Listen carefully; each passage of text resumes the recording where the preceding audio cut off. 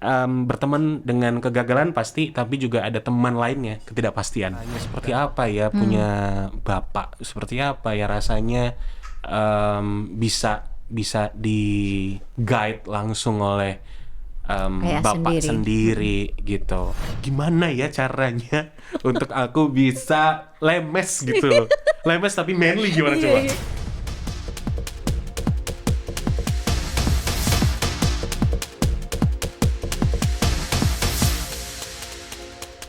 Eksklusif kali ini ngobrol sama presenter handal. Saya juga agak deg-degan karena saya Amin. mau wawancara presenter yang biasanya kita juga lihat di layar TV dalam beberapa program. Sudah ada di eksklusif bersama saya. Hai Kak James Purba, apa kabar? Halo, Kak Nonon, sehat-sehat puji Tuhan.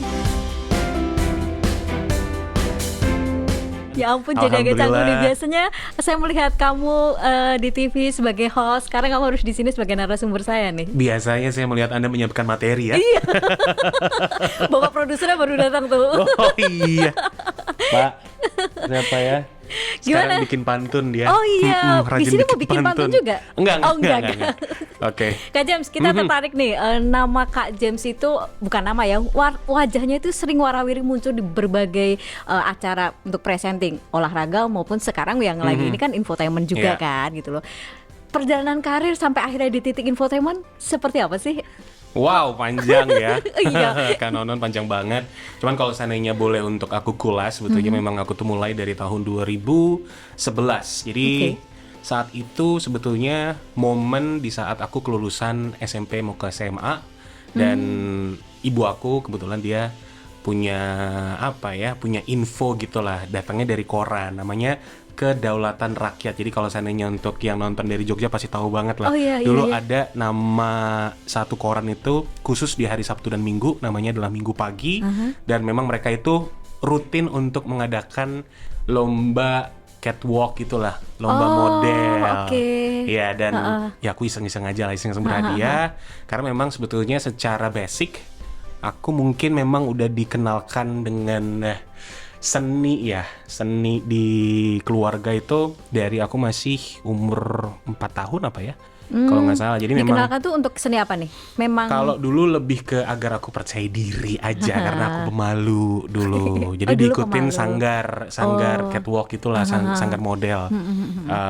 Dan aku berhenti itu umur 6 tahun. Oke. Karena saat itu aku tahu, wah, profesi bapak aku ternyata adalah tukang seni juga gitu ya. Aku nggak mau deh, aku mau cari yang lain gitu. Oh, Ego bocah lah. ego bocah, benar, Jadi nggak mau long story sama short, lah. iya, long story short, waktu momen itu setelah kelulusan aku ikut lomba, dan ternyata puji Tuhannya aku dapat juara harapan 1. Berarti itu pertama kali lomba, langsung Pertama kali lomba, dapat mungkin setelah sekian lama, iya, iya, karena iya. kan aku lomba-lomba catwalk itu tuh dari umur 4 sampai 5 tahun ya. Dan setelah sekian lama kembali lagi, dan ternyata dapat rezeki lah, juara harapan 1. Dapat uang pembinaan waktu itu.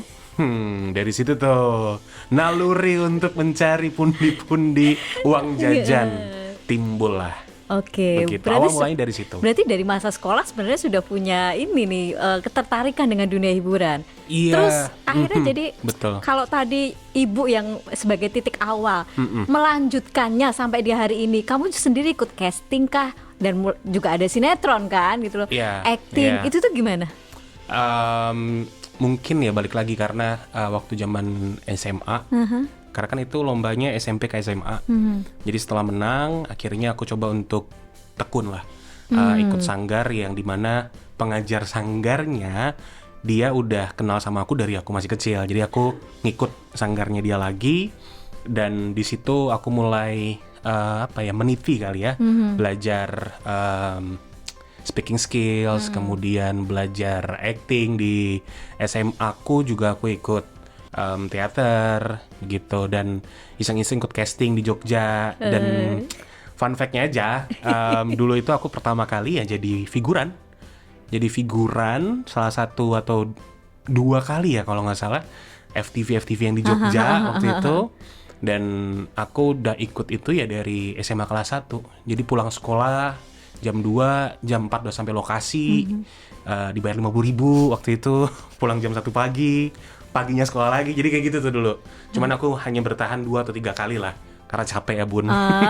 Iya, tewas Terus kemudian abis itu 2012 2011 masih di 2011 saat itu aku ikut Aneka Yes. Yes, Aneka Yes. Aku masih inget banget sama Mbak Vivit. Dia bisa dibilang ya yang punya Aneka Yes lah saat itu. Karena kenapa aku masih inget betul, mungkin kalau seandainya nggak ketemu beliau, aku nggak kepikiran untuk ke Jakarta waktu itu. Oh, itu berarti itu masih di Jogja? Itu masih di Jogja. Jadi kondisinya Aneka Yes kan saat itu ya masih Memang zaman lagi besar. majalah kan besar Benar. sekali gitu. Dan ada satu lomba, sebenarnya aku nggak ikut lombanya, tapi mantan aku dulu ikut lomba itu. Mantan teman, Oke. mantan kolega. Terus di Galleria Mall, kemudian aku di sisi stage ya, kalau nggak salah, aku masih ingat banget soalnya. Dan aku didatengin sama jurnalis dari Aneka Yes untuk Oke. aku tetap stay di situ.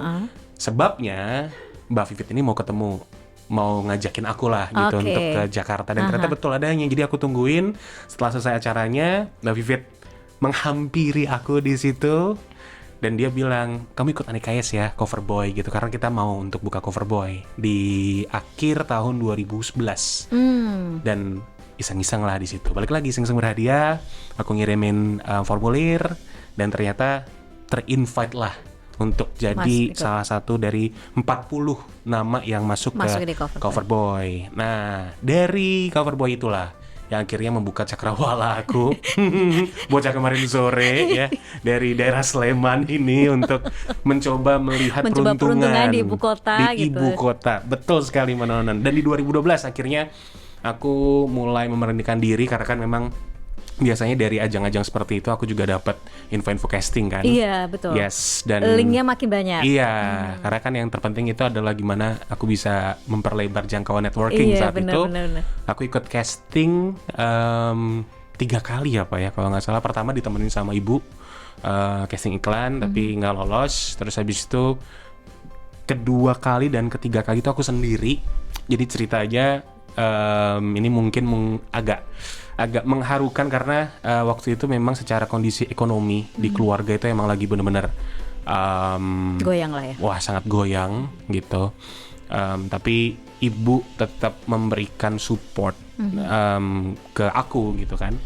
Jadi aku nggak punya uang tabungan saat itu dan aku tahu lagi kesulitan banget lah ibu aku dan juga bapak terus aku. Dan dia itu akhirnya bilang ke aku bahwa udah kamu nggak usah mikirin uangnya mama. Yang penting kamu bisa ke Jakarta, kamu bisa dapat networking, kamu bisa casting.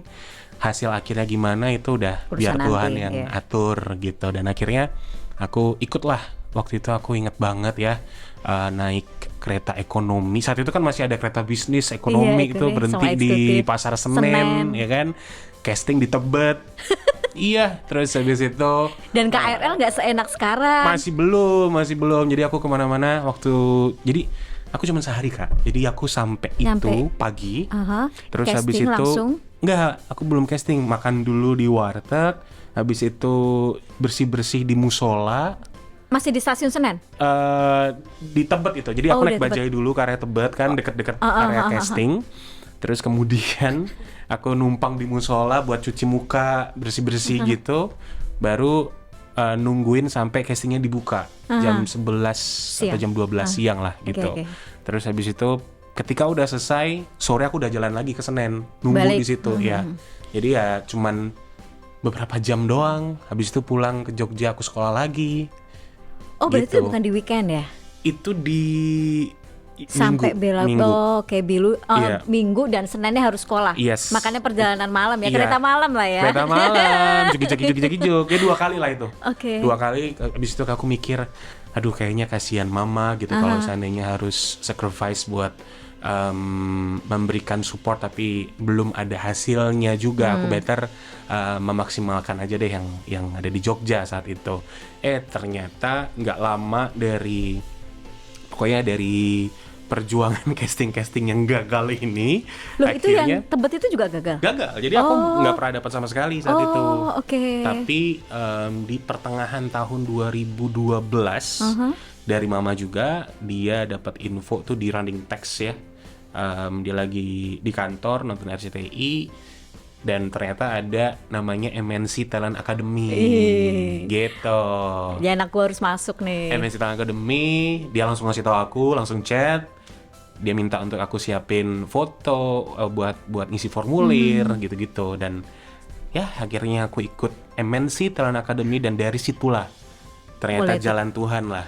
Aku Linknya bisa mulai kebuka, kesempatannya mulai banyak. Betul, karena di MNC Talent Academy itu waktu itu yang membuat aku tergiur adalah kontrak eksklusif manajemen artis 5 tahun gitu. Karena kan buat yang di daerah itu sebetulnya strugglingnya itu kan karena kita cari koneksi, cari agensi, cari manajemen yang proper ya.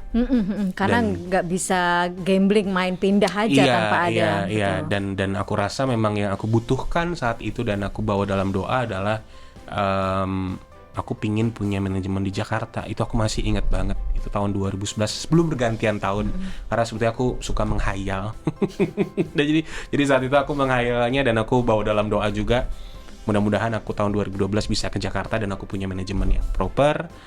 Aku masih belum mikirin karir depannya seperti apa, tapi yang penting adalah ada pintu awalnya dulu deh untuk aku bisa berkarya di Jakarta. Oke, dan itu menjadi langkah awal akhirnya kamu mulai masuk acting, presenting segala macam dan bertahan sampai sekarang. Yes, apa yang pertama kali dipelajari ketika kamu masuk dalam manajemen yang dikontrak eksklusif 5 tahun dan itu membuat dia akhirnya memutuskan untuk tinggal di Jakarta. Yes. Pelajaran apa nih Kak? Yang pertama aku belajar untuk mengikhlaskan sekolahku dulu ya. Iya, pendidikan harus ditinggal dulu. Iya, karena aku harus tinggal itu. Jadi kalau semisal nih banyak yang mungkin kayak gue cuti kuliah, gue enggak. Gue cuti SMA saat itu karena aku masih kelas 2 awal, baru kenaikan kelas kan. Aku ke Jakarta, ya ternyata aku merasa bahwa itu adalah pengorbanan yang paling besar yang aku lakukan untuk membuat terobosan baru lah untuk hidup aku. Umur 15 tahun aku juga nggak tahu kenapa kepikiran untuk seberani itu. Kemudian yang kedua, aku bersyukur bisa ketemu dengan orang-orang hebat, karena kan memang sebetulnya MNC Talent Academy ini merupakan wujud dari fellowship ya, ibarat kayak beasiswa tapi jurusannya lebih ke seni. Dan aku ketemu dengan almarhum Didi Petet saat itu yang mengajarkan acting dan juga regu kerja Didi Petet yang luar biasa lah Kak. Dan kemudian Ari Tulang, Kak Ubit, lalu untuk yang di presenter itu rata-rata adalah news anchor seniornya seputar Indonesia. Siapa? Arif Suditomo dan kolega-koleganya lah, karena kan memang dulu kita latihannya itu di studio yang seputar Indonesia yang di Kebun Siri, kantor kita dulu. Iya. Dari situ akhirnya aku coba untuk latih ya, karena ternyata aku sadar. Karena kan kalau seandainya presenter itu notabene yang aku tahu kan pasti backgroundnya either dari penyiar radio atau memang udah sering-sering MC. Saya kan belum sama sekali bun.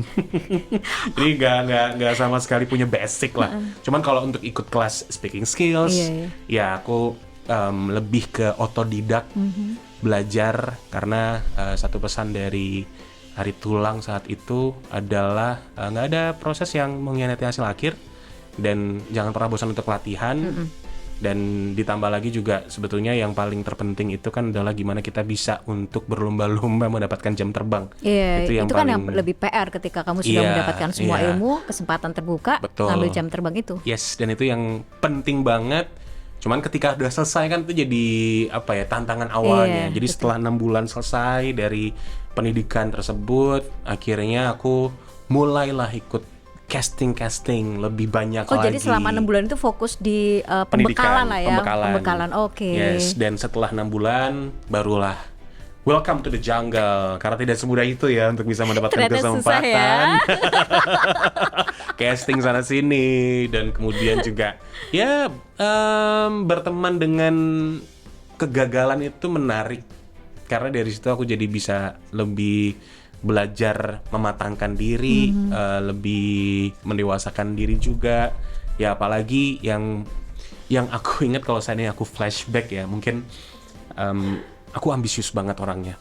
dengan semua tadi kamu punya mimpi banget. tadi kan. Exactly. Cuman ternyata setelah dewasa ini, aku mau menuju 30 tahun dan akhirnya aku dapat kesempatan lah beberapa kali kalau misalkan lagi di rumah merenung gitu.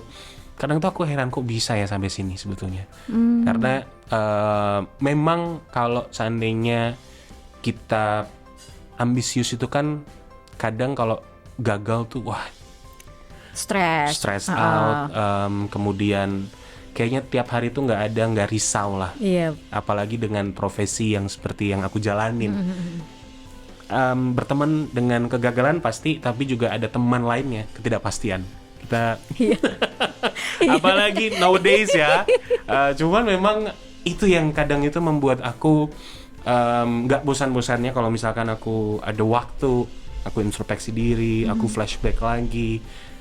Apa yang membuat aku bisa ada di sini ya? Itu yang memang jadi tanda tanya, walaupun aku nggak perlu untuk menjawab dan mendapatkan jawaban itu dengan cepat gitu, tapi setidaknya wow, ternyata satu hal yang paling mahal selain tadi aku bilang bahwa berteman dengan kegagalan, berteman dengan ketidakpastian, tapi lebih baik adalah bersahabat dengan rasa syukur sih. Oh iya. Yes. Semakin kita bersyukur, ya semakin pelong. Oke. Gitu. Berteman dengan kegagalan dan ketidakpastian, harus berdamai dengan itu dalam prosesnya. Tapi akhirnya kemudian Kak James menyadari bahwa itu harus disyukuri itu pada momen apa? Apakah benar-benar setelah di titik ini merasa tercapai semua mimpi-mimpi tadi, atau justru dalam prosesnya sebenarnya Kak James sudah sadari itu, cuman masih ego, ambisinya tuh masih kuat atau gimana? Untuk sekarang, nah itu dia. Untuk sekarang aku merasa bahwa kalau semisalkan aku nggak bisa mengalahkan ego, aku nggak bisa mengalahkan ketidakpuasan, mungkin aku nggak pernah bersahabat dengan rasa syukur kan sebetulnya. Tapi kalau ngomongin soal mimpi, nah saat ini aku punya mimpi yang wow, ternyata sebeda itu ya ketika sebelum menikah, sebelum punya anak, dan sekarang udah punya anak. Jauh lebih bisa untuk mengontrol diri, mengontrol ambisi juga gitu. Aku nggak bilang bahwa aku nggak punya ambisi lagi, nggak, tetap ada gitu. So, tapi mungkin porsinya beda. Iya, karena ada yang menunggu di rumah, ada yang memberikan support juga, dan aku bersyukur dengan istri aku juga. Aku bersyukur dengan kelahiran Ananda pertamaku juga gitu, karena setiap aku melihat dia tidur, dia bangun pagi-pagi, aku nganterin istri aku kerja, ternyata ini adalah salah satu yang mimpi juga ternyata benar-benar yang aku bisa untuk realisasikan. Dan aku mencoba untuk mengisi keutuhan dalam keluarga, dan itu kan butuh proses, gak gampang juga. Tapi dengan pengalaman yang aku miliki, aku coba untuk membaur dengan kondisi saat ini. Aku bukan James yang dulu lagi, tapi aku punya jabatan baru sekarang sebagai kepala keluarga, sebagai ayah. Dan itu kan wah, waktunya untuk belajar sangat panjang kan. Dan saat ini yang aku lebih apa ya, ingin pelajari adalah gimana aku bisa menjadi ayah, gimana aku bisa menjadi suami yang memberikan keutuhan di dalam keluarga. Kalau tadi awal kan lebih ke ceritaku dulu, sendiri ya kan, single fighter, lone wolf seperti itu. Cuma kalau misalkan sekarang wah, another story, ya kayaknya kita cerita yang dulu aja deh. Kalau misalkan sekarang wah, Oke, kalau cerita yang dulu. Parenting dong sekarang. Kalau cerita yang dulu, tadi Kak James bilang katanya tidak mau ego ngikutin ketika masih kecil ya, nggak mau menjadi seniman juga lah seperti ayah gitu, seperti papa gitu. Padahal papanya seniman kan. Ujung-ujungnya juga ngikutin ujung-ujungnya meskipun melalui pintunya mama ya dibuka gitu. Gimana nih kalau nge-flashback lagi, dulu saya setidak mau itu, ternyata saya kecemplung di sini gitu. Iya sih, aku kemakan dengan jadi kayak omonganku sendiri ya. Dan aku juga nggak bisa menampik bahwa buah jatuh tidak jauh dari pohonnya. Pasti. Nah itu tuh, accepting itu sebetulnya Kak, menerima itu bahwa oh iya ya, sekarang gue ada di jalurnya dia dulu, tapi beda gitu. Bedanya adalah mungkin saya lebih lengkap lah daripada dia, ya kan? Sombong. Iya. Cuman kan gini ya. Jadi sebelum aku memulai, hari pertama aku menjalani pendidikan yang di MNC Talent Academy itu, akhirnya aku punya kesempatan untuk membaur dengan ayah kandungku. Karena kan ya udah pisah sangat lama dengan ibu.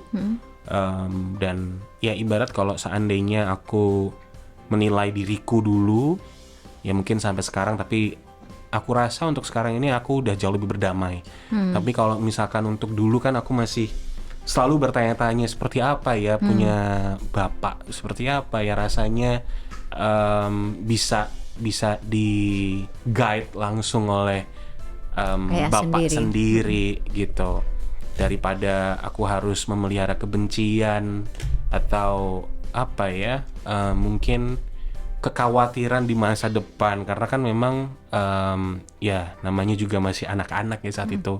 Aku selalu iri sama orang-orang yang mungkin lengkap kok keluarganya.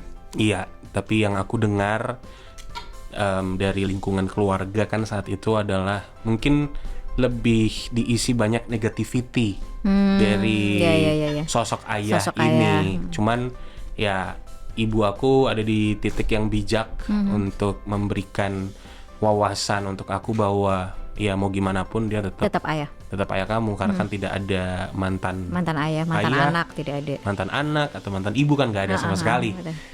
Dan akhirnya ketika aku dapat kesempatan untuk membaur dengan ayah kandungku ini, sebetulnya bukan kita tuh nggak ketemu setiap satu, nggak. Ada beberapa kali kita ketemu, tapi kan momen kedekatannya itu kan nggak ada, nggak gampang dibangun. Bondingnya kan iya, juga bondingnya ada, beda gitu. Jadi 1 minggu itu aku di rumahnya dia. 1 minggu aku di rumahnya dia. Itu setelah jeda berapa lama nggak ketemu atau berapa lama tidak ada deep talk? Mungkin bertahun-tahun ya. Aku lupa detailnya, tapi yang aku tahu itu kita udah almost 5 tahun, 4 tahun. Kamu SMP? Iya, dari SMP. Okay. Iya, nggak ketemu sama dia.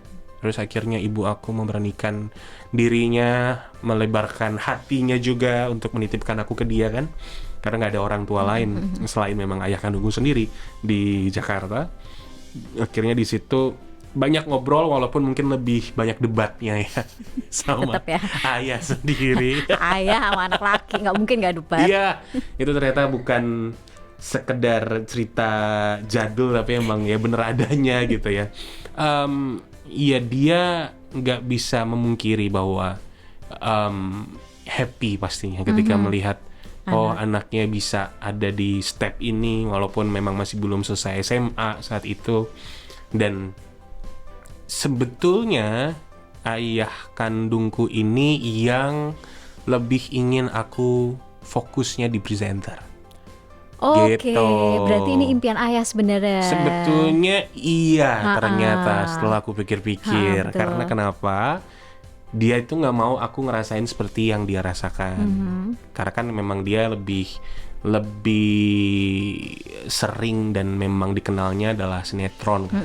Sebagai peran lah ya, antagonis lah pokoknya.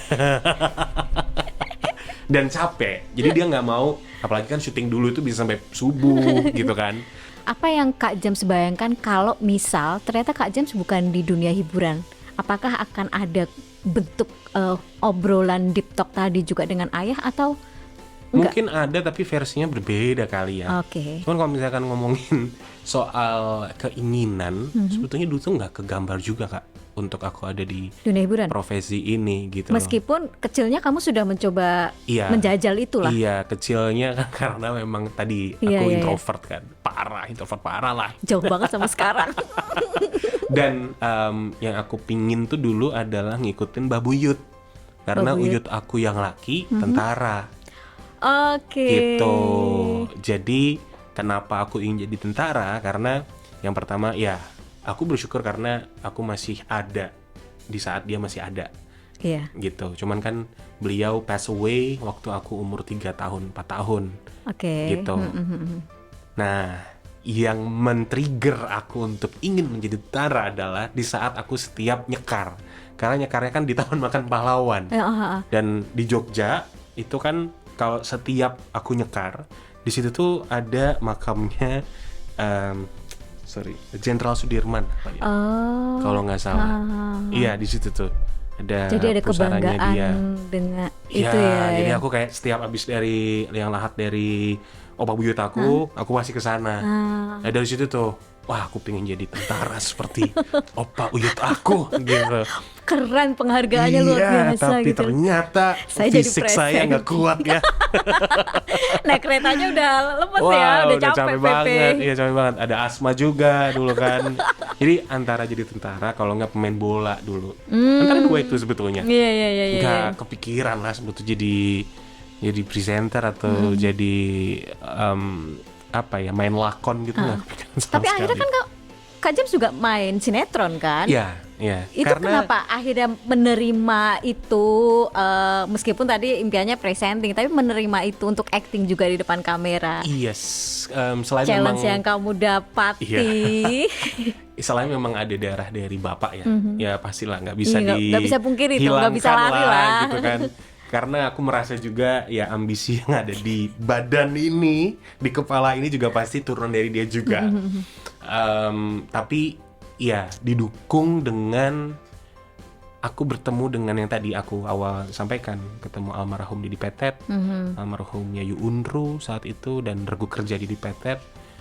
Dan kebetulan juga waktu aku di Jogja itu ikut teater, ternyata aku menemukan pandangan hidup yang Lebih menarik terbuka. di dunia seni peran gitu. Karena satu hal yang pasti yang aku memang pelajari dari beliau-beliau yang tadi aku sebut adalah bagaimana kita tetap bisa belajar kerendahan hati di setiap waktu, di setiap hari, karena aktor itu kan observasi ya. Iya. Gitu. Aktor itu kan mencari cara untuk dia belajar dari karakter-karakter yang dia lihat di setiap harinya gitu. Atau karakter yang dia mau perankan, gimana bisa untuk Nggak bisa memerankan otodidak itu ya dengan kerendahan hati. Jadi kita harus Melepas ego, melepas diri ego, sendiri melepas untuk menjadi diri, untuk sosok belajar, mencari kesamaan, mencari perbedaan, mempelajari perbedaan. Ternyata aku tertarik lebih ke arah itu sebetulnya. That's why aku cinta banget sama seni peran ya Bun. Sebetulnya dari situ, walaupun masih belum seperti Reza Radian ya. Tapi Segera, aku coming soon mungkin. ngefans sama beliau Oke. juga. Jadi banyak sekali aku ngefans dengan aktor-aktor yang senior di Indonesia. Cuman memang aku punya keinginan untuk setelah aku jalanin, ternyata memang ya either aku menjadi presenter atau aku menjadi aktor atau mungkin aku menjadi profesi yang lain, ada kesinambungan yang menurut aku tuh sama kok. Gitu. Yaitu dengan kerendahan hati. Karena aku mau belajar, aku mau untuk menyediakan ember-ember kosong. Jadi semakin banyak ilmu Ya. apapun yang bisa masuk ke situ. yes. Tapi kalau tadi Gitu. acting dari Bapak, kemudian presenting adalah impian Papa sendiri gitu. Iya. Terus kamu kan presentingnya nih dua yang berbeda ya. Bukan presenting, maksudnya satu komentator lah gitu. Ini sport banget, bola, Iya, sesuai iya. kesukaan kamu. Iya. Tapi yang satunya adalah presenting infotainment. Gosip-gosip selebriti, dia tahu semuanya. Gimana menerima dua? Kadang-kadang Iya nggak bisa juga dibohongin ya. nih. Jam sekian kamu harus di bola, tapi kemudian switch pindah studio, kamu di infotainment Iya. harus gitu. Itu gimana? Iya lagi ya. Iya, itulah aku menggabungkan seni peran dengan speaking skills mungkin ya, dengan presenter ini ya. Karena mau gimana pun aku tetap menjadi diriku sendiri. Tapi aku membawakan dengan cara yang berbeda, Iya, tidak iya. menghilangkan diriku Iya, kan. iya. Jadi sportcaster atau ngebawain bola itu adalah hobi, adalah passion gitu. Karena ya aku suka bola gitu. Tapi memang lebih untuk saat ini adalah ya ternyata hobiku bisa terapresiasi dengan adanya program atau mungkin dengan adanya kesempatan untuk aku mendapatkan pekerjaan gitu. Cuman untuk infotainment atau mungkin genre yang lain, let's say aku bawain acara makan-makan atau acara musik gitu. Iya, aku tetap menjadi diriku tapi mungkin dengan gaya yang berbeda, dan itu ternyata seru Kak. Aku mempelajari, karena kan gini, aku dulu itu kaku parah Serius, kaku parah aku. Ini yang di program apa? Yang Aku kan infotainmentnya atau? Enggak, aku kan awalnya dari sportcaster itu di program olahraga. Iya. Program olahraga yang sifatnya itu lebih ke news. Dan itu aku masih 17 tahun, 16 tahun lah. Tapi paling tidak itu kan menjadi passion kamu karena kamu suka dengan itu. Iya, karena aku suka jadinya aku bener-bener bisa enjoy aja walaupun banyak salahnya, kecepatan ngomongnya gitu. Tapi memang ternyata waktu awal-awal banget itu aku mengambil tuntunan dari Choky Sitohang. Oke. Tuntunanku tuh beliau sebetulnya. Makanya nggak heran kalau seandainya sekarang dia viral dengan gaya pembawaannya dia yang seperti itu. Sebetulnya kan bukan ngolah ya, itu kan adalah pembawaan yang natural dari seorang Choky Sitohang ya. Aku dulu ngikutin seperti itu Kak. Jadi kalau misalnya ketemu orang tuh kayak gitu, halo apa kabar? Sehat? Iya. Jadi aku lebih kaku, bukan yang kayak anak gaul zaman now atau mungkin zaman era-era Jaksel gitu. Enggak, karena ya aku sadar bahwa aku dari daerah. Terus habis itu kalau ngomongin soal kepercayaan diri kayaknya juga aku lebih sering minder dulu. Jadi gimana aku caranya menutupi keminderan itu ya dengan menyapa dulu lebih dulu supaya mencairkan suasana tuh. Exactly, dari situ kan. Nah makanya yang aku lakukan di setiap hari itu juga aku bawa ketika aku membawakan program, membawakan acara. Hanya saja yang membedakan kan sebetulnya kalimatnya, kata-katanya. Nah sehingga penting untuk menambah perbendaharaan kata. Itu yang aku pelajari. Tapi dari semua hal-hal teknis, let's say aku ngebawain sepak bola, aku ngebawain infotainment atau ngebawain program-program lain, yang paling menjadi fundamentalnya itu kan adalah jiwa melayaninya. Itu yang paling besar nilainya. Gimana aku punya jiwa melayani pemirsa atau yang nonton agar mereka tersampaikan pesan yang aku ingin sampaikan. Begitu. Kalau seandainya aku nggak punya jiwa melayani, ya aku ngebawainnya setengah hati. Iya, jadi lepas begitu, ya, nggak nyampe apa yang mau. Iya, betul. Tapi kalau tadi bola, oke lah, itu kesukaannya Kak James sih. Tapi ketika infotainment, sekarang mau nggak mau kan teman-temannya juga teman-teman artis kan. Menemukan momen ketika harus menyampaikan berita tentang si A yang ternyata gue kenal banget nih gitu loh. Itu pasti menjadi sesuatu yang agak Tapi justru aku lebih nyaman ketika ngebawain berita dari temanku sendiri. Oh gitu. Atau nggak aku kenal. Gitu. Karena kenal prakerja. Karena iya kalau seandainya mungkin aku kelewat julid, aku bisa DM atau mungkin ketika ketemu aku bisa say sorry, saya bercanda gitu kan. Tapi kalau misalkan ngebawain yang aku gak kenal tuh kan kadang ya di lain sisi aku lihat dulu siapa nih profilingnya, gimana citranya dia, gimana netizen menilai dia, dan aku mencoba untuk sebetulnya kan kalau infotainment kita representatif dari netizen gak sih Kak? Iya. Tapi kan caranya kita lebih elegan, kita bisa memberikan bentuk kebijaksanaan dalam berkomentar secara langsung kan begitu. Dan yang aku pelajari dari infotainment ini adalah gimana kita bisa lebih tajam aja sih. Asik. Untuk cari celah-celah yang bisa buat bukan membuat orang jadi membenci orang yang kita beritakan kan enggak sebetulnya. Tapi kan kalau seandainya ternyata orang yang kita beritakan ini ternyata setelah dari berita yang kita sajikan jadi terkenal kan who knows juga gitu kan sebetulnya. Tapi kita perlu tajam juga untuk melihat dan menilai dari sosok yang kita bawain agar ya siapa tahu walaupun kita mungkin terdengarnya sarkas atau terdengarnya julid, tapi ternyata respon dari orang-orang kan jadi oh iya ya dia emang gitu sih, tapi ya nggak apa-apa, aku jadi suka sama si public figure A, B, C gitu. Ya itu sih tantangannya ya, gimana bisa lebih tajam aja sih. Karena aku masih inget banget dulu zaman di obsesi awal-awal ya. Pasti kamu tahu lah ceritanya. 2016 ya. Itu kan pertama kali aku ngebawain infotainment. Oh itu first time ya infotainment ya? First time ya. Dan aku nggak tahu aku harus julid itu apa. Aku nggak tahu sama sekali Kak. Gimana bisa ngembangin berita dari artis A ke artis B, terus tiba-tiba ke artis D, aku nggak tahu sama sekali, sumpah. Nggak tahu, Itu susah. tidak menemukan kata-kata, atau nggak tahu karena tidak update dengan Karena berita-berita selebriti itu. aku nggak pernah update kan. Jadi aku lebih ke ya udah kerja aja gitu. Tapi ternyata ya itu challenge-nya adalah Iya, harus mengupdate juga. harus update dengan info-info selebriti di Indonesia, karena kan obrolan seputar selebriti Iya, saat itu betul. kan. Dan dulu, nah ini kalau saya ada produsernya ya, aku masih inget banget gitu. James kurang julid.